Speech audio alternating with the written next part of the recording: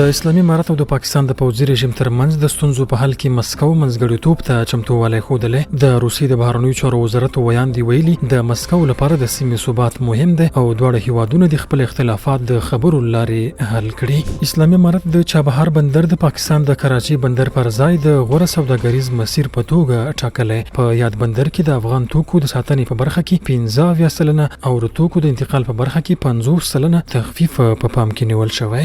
له ایران او پاکستان پرون 15906 تنه افغان کډوال هیواد ته راستانه شوي. د اسلامي امارت مرستیال ویاند ویلي له تاسو راستنو شویو سره میلیونونه افغاني نغدي مرسته هم شوي او په نورو برخو کې هم ورته خدمات وړاندې شوي.